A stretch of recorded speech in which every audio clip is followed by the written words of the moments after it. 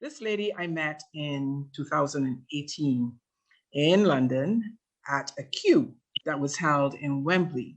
And I remember how dynamic she was. I loved her story.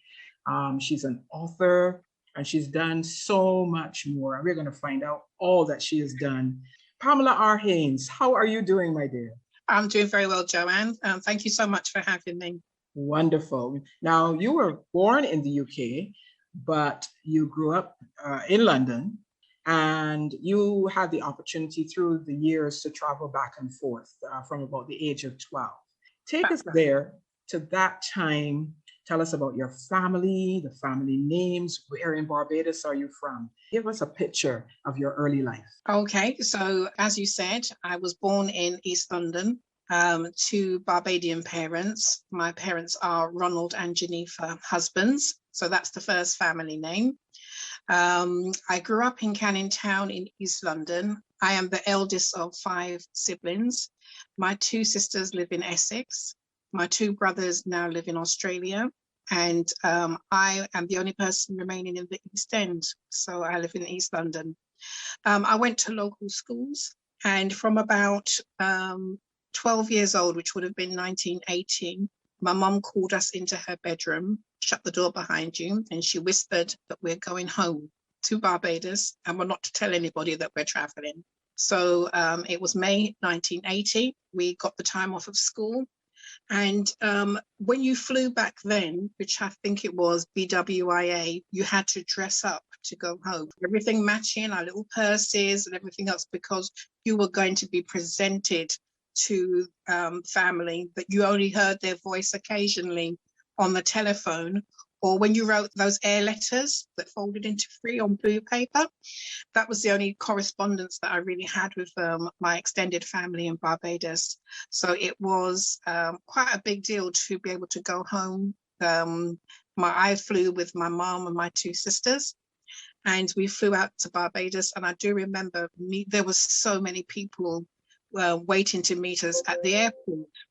So at that time, people would come directly to the airport and say hi and say hello, and then a big convoy will follow you back to wherever you were staying. And I remember the big opening up of the suitcase, taking out gifts and presents and curtains and material and ironing board, you name it, wherever it was, got taken out, and people patiently waited their turn for their gifts and so on that we had bought for them. And I remember also being very confused about who was uncle by blood and who was uncle because you just call them, they're one of your elders. Who was my granddad and which one was my great uncle? It was very, very overwhelming, but also overwhelming to look back at people who look just like you.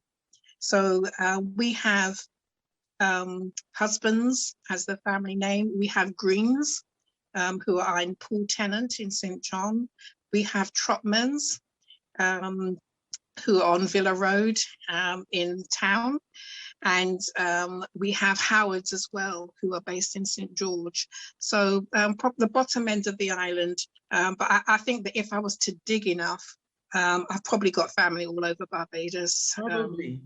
Yeah. Like we all do. Exactly. I think I could fill the stadium quite easily with family members.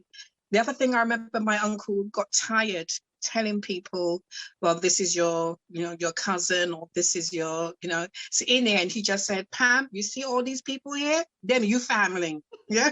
So that was the end of that.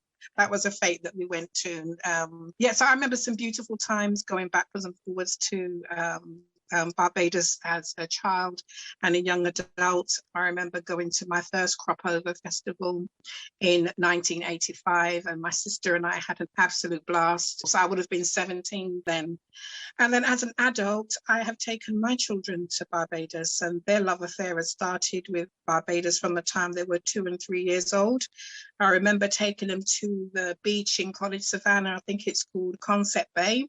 And they said, "Mummy, why didn't you tell us the beach was right here? You know, we want to go in." So I said, "Yeah, take your clothes off and jump in," because it was a cozy, exclusive kind of feel to the beach. So we had it all to ourselves. And my children now go backwards and forwards to Barbados. So I was last there I went twice in 2020.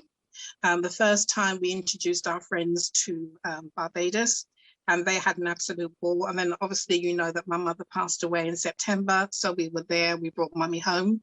So over the years, we've gone for different occasions, not just for holidays, but we've gone for weddings, we've gone for funerals, and my book launch as well. My book launch was in 2019 at Chattel House Books, and we had a marvelous time there as well. So at what point you would have come here at 12, and as you said, back and forth, but at what point did you then return to the UK, where you would have started a career?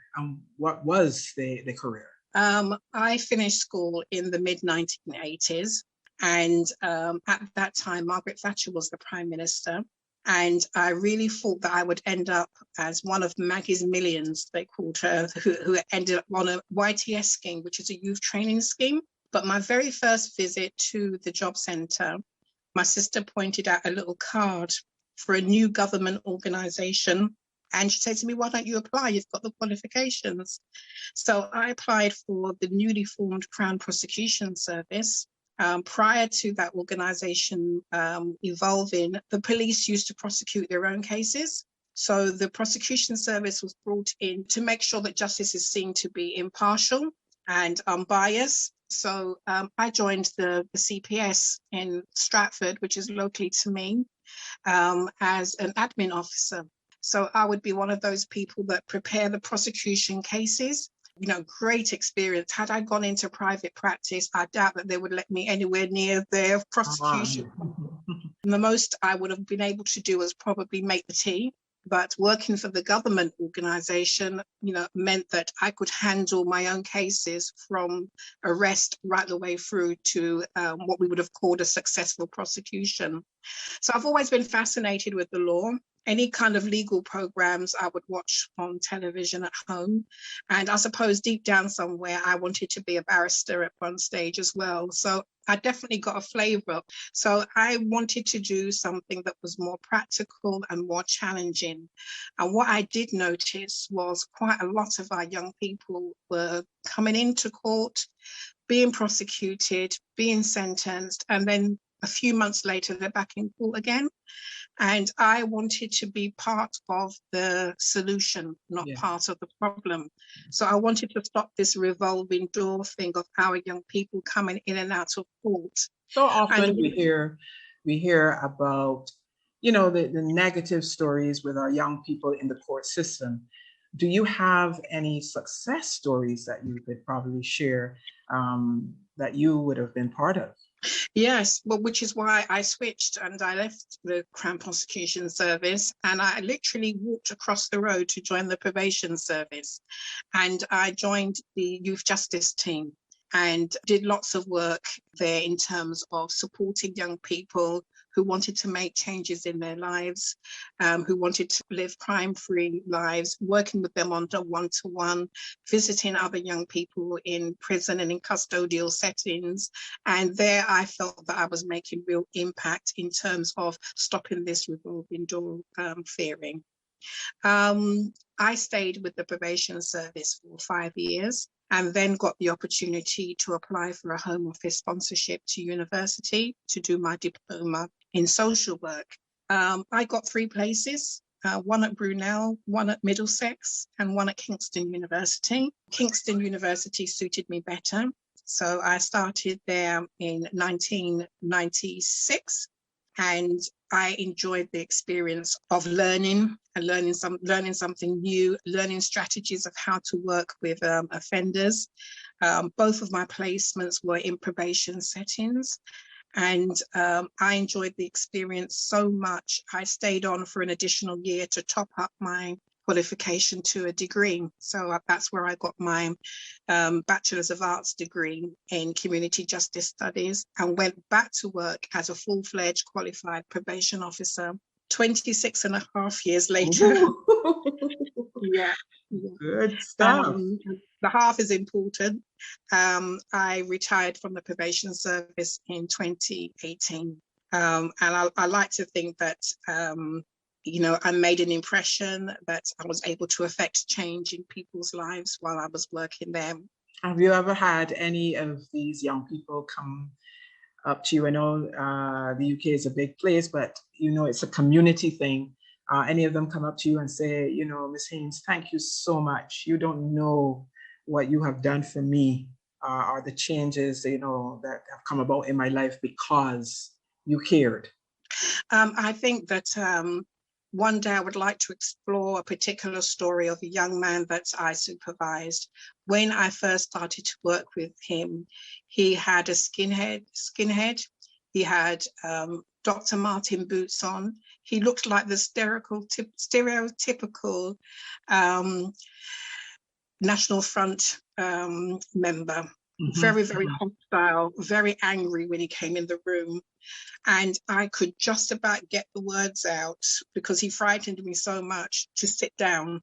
And he was very, very hostile, very angry, very anti-establishment. And I worked with him for 9 months. And when I told him that I was moving to another office, he was really upset. He cried, because we had traveled so much and our professional relationship was so well, and the impact that I was able to have on his life, he didn't really want that to end. And I find that sometimes when I'm working with service users, I have to prepare them for the end just as we start, in terms of making sure that people have positive endings as well. Because you can imagine, in the life of a service user, they may be the victim of domestic abuse, they may be a victim of relationships falling apart, divorce, illness, all of these things, been excluded from school. Some service users have never completed anything, and you working with them might be the first thing that they've ever actually completed. So I like to make sure that whoever I'm working with, they all have really fantastic endings as well. Wonderful. Now, this is where we come now to this lady who decided to become an author. From what I read about you, this is where your journey started with Loving the Brothers. Tell us how it came about, and why writing as opposed to any other thing that you could possibly do. Well, as I've said already, I used to work at the Crown Court. So when the barristers stood up with all of their gear on, their wigs and their gowns, I was the person sitting behind them writing copious notes. So I've always written. And when I became a probation officer, I would write pre-sentence reports or social inquiry reports, I think you call them in Barbados, and I would write them on behalf of the court as well. And that report is the offender's story. What has led them up to this point where they are appearing before the judiciary. So I've always written stories. And in 2016, I was fast approaching a milestone birthday. And I wanted to let the world know that I was here in some way. So it came down to two options, either doing my master's or writing a book. Both are expensive to do. So I decided, how much more mileage would I get out of having a master's under my belt? So I'm really glad that I looked at my bucket list and thought, write the book. You've always wanted to do that. So Loving the Brothers has been a working title for 20 years. Ooh. 20 years I had that story. I bought that story. I've always told people I want to write a book. I want to write a book. I want to write a book. But knowing that my milestone birthday was coming up and wanting to feel as though I self-actualized, I decided to sit down and actually pen the book. I didn't have any fancy laptops or software or anything like that. I just had my notebook and a pen, and started at chapter 1 and finished at chapter 26. So how I did it. With all the things that you've seen in your life as a probation officer, why domestic abuse? One of my many roles in the probation service was a domestic abuse facilitator. And as part of the program, the service users got to tell me so many stories that had led them to that point where they then turned around and assaulted their partners. And I found that very often people who commit those offences were victims of those offences at some point as well. So I was fascinated as to what people's backstories was all about. And I felt privileged to hear those stories. So what I have done is carried on with the themes of domestic abuse and put fictional stories, you know, those fictional stories into a book. So that's what I've done. The setting is real, so it's based in East London. It's got a couple of real people in it. The stories are from my imagination, but I wanted to make sure that I was covering the different forms of domestic abuse while I was writing in the book. Also, when I was at Kingston University, they were one of the first places that discussed domestic abuse as an actual subject alongside all of the others. And I realized quite quickly that this is a phenomenon that happens all over the world. And in recent times, there's been a rise of domestic abuse cases during lockdown as well. So again, all these are informing the kind of stories that I want to write. I want to put probation at the center of the story. We very often have books about the police, about the lawyers, about judges, even social workers. But there's very rarely books where the probation officers are superheroes. And I just wanted to highlight and showcase the kind of work that we do. You came back to Barbados to launch the book and so on. At any point, have you thought about tapping into the system in Barbados and doing something on the way in which it's done in Barbados and doing maybe a book like that about the Barbados system? It's funny you should say that because I have visited probation in Roebuck Street and spent a really lovely afternoon with the staff there and the principal officer of Barbados. I also got to shadow a Barbadian probation officer at court. I think it was Worthing court that I went to. And it was a really good case as well that I was sitting in on. And I've met a few of the judges who were presiding on the day that I went. So I was really, really looked after. And there are lots of similarities with the British criminal justice system. Also, you know, you do things quite differently. I think you get 6 weeks to write a court report. Well, you know, we're lucky in the UK if we even get 3 weeks. So there are vast differences. I took part in a seminar just recently with some barristers in Barbados who were talking about how we can work together to speed justice up. There were a few cases that we were talking about where it's taken years and years for people to come to justice. And by that time, they've forgotten their stories, they've forgotten what's happened, and facts become confused.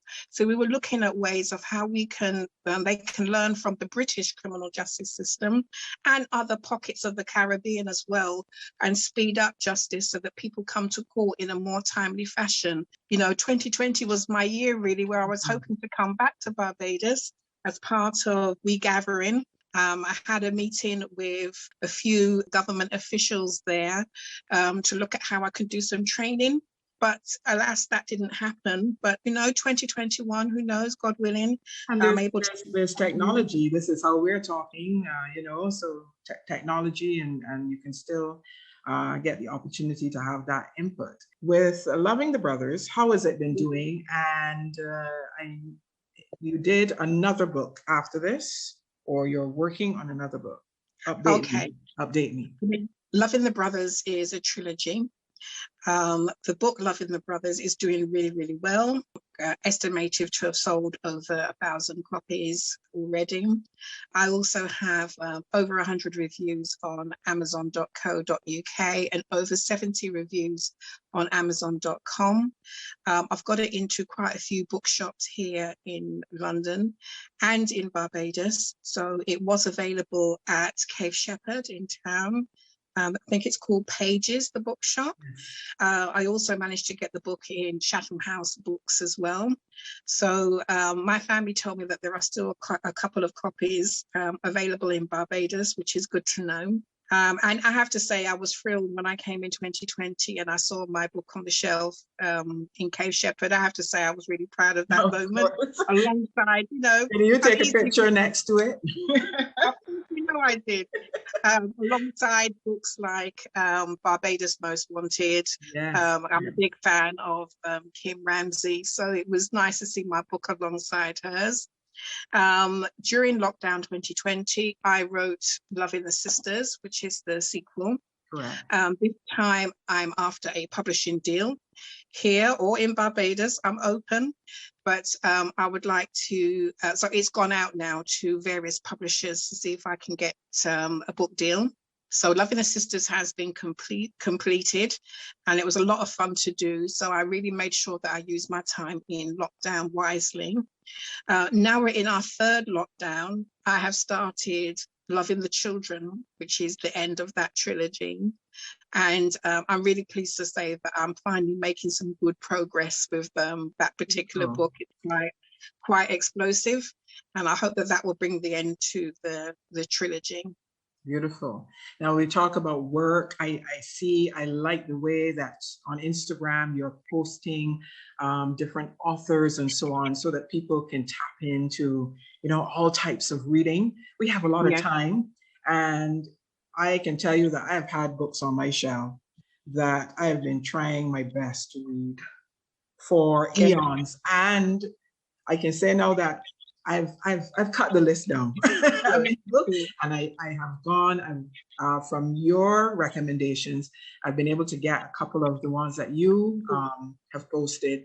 And so that in itself is wonderful that you're doing that as well, leading people to good literature. And and some of the authors are Caribbean authors, Barbadian authors, and so on. I know you also do motivational speaking. You tap into a lot of that. What does Pamela R. Haynes do for fun? What do you do for fun? I mean, we can't get out now and all of that. But I saw some beautiful pictures of you for Valentine's and so on. So what do you do?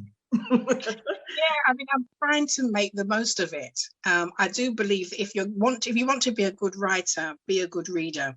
So I've set myself this year to try and read 100 books. Okay.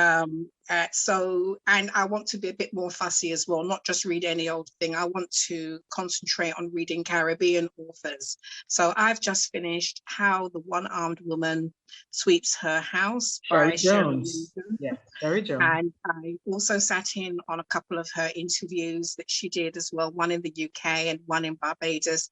Absolutely fantastic. So I do believe that these days we are spoiled, really. A lot more Caribbean authors are coming up and getting a lot more exposure. When I was reading, or trying to get hold of literature back in the 80s, it just wasn't there. And I'm an A-level English student as well. So I was stuck with boring books like Shakespeare and Jane Austen and Jane Eyre and all of these. Mm-hmm. So I'm just gorging on Caribbean authors at the minute and really enjoying their books. And when I'm not reading and I'm not writing, I'm creative in other ways. As working in probation was quite a stressful job. So I wanted to have hobbies that was far away from that as possible.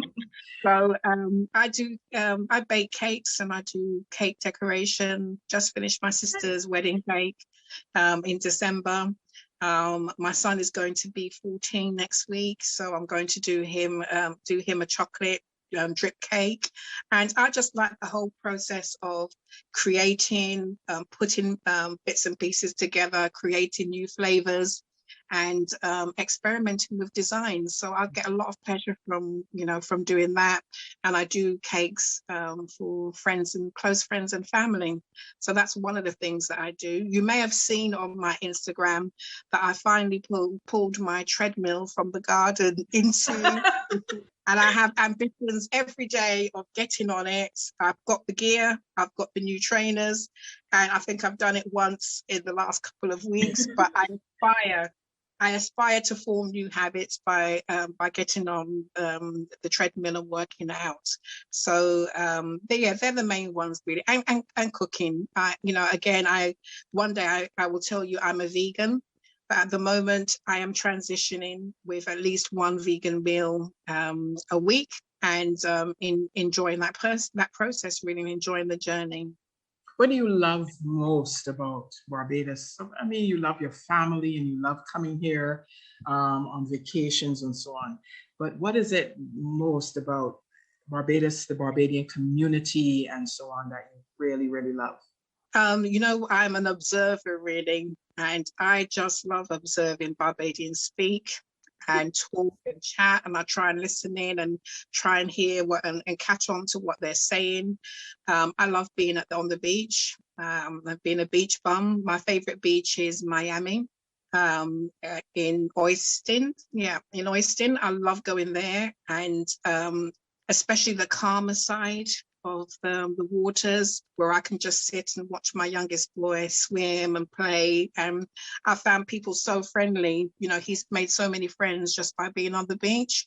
And I have to say that would be my favorite place to be, is just observing, listening, talking to people. People always come over and have a conversation with you and ask you whereabouts are you from. And it's just, I like that community feel that everybody is looking out for everybody. And we're all just chilling and having a nice time on the beach. What is it that you think we need to do more of to keep ourselves safe? Follow the protocols to the letter. And we were over the top here. When we came in October, we made sure that we were self-isolating. We had the tests before we came. We made sure all of our documentation was in order. After we had our first COVID test, we also went back into self-isolation to give ourselves the best chance possible when we knew we had to be on a plane for 8 hours, and it's a long journey. We wore our masks at all time while we flew. When we arrived in Barbados, I cannot thank Passenger Assist enough for the way that they looked after us and managed us. I was thoroughly impressed with all the processes that Barbados had in place. When we got to our hotel, we stayed at the Crane, very much well looked after, very organized. And I think that as long as you follow the quarantine, the rules, you're keeping yourself safe, but you're also keeping Barbadians safe as well. So that's what I would say. Just follow the rules, and you will be in for a nice time regardless. Wonderful. So next, we should soon, hopefully, see you're loving the sisters out, and the completion of loving the children. Is there anything, once the trilogy is wrapped up, do you already have your mind cast to what you're doing next, writing next? Yeah, I mean, I would like to dabble with a screenplay, again, based on the probation service. And I'm thinking about one called The Group, where people who are convicted of drink driving offences have to go on a course for a number of weeks to, it's education really around alcohol awareness. And I wanted to do a play which every character who are on the group has a story to share about how they came to end up being on the course. And I thought that would be quite fascinating, because you will have 15 different stories. Yes. that people are sharing. So I'm thinking about that. I'm also thinking about perhaps applying for a few, or entering my short stories into some of the competitions that they have, some literary competitions. I thought that might also help to raise my profile as well. So yeah, they're the kind of activities that I'm looking at the moment. Oh, Pamela R. Haynes, I want to thank you so much Continue to do the wonderful work that you're doing in your books and also on your Instagram, sharing and, reaching out to people across the world. I wish you much success. And as I Thank said you. earlier, I hope this will not be our last conversation. Thank you, Joanne.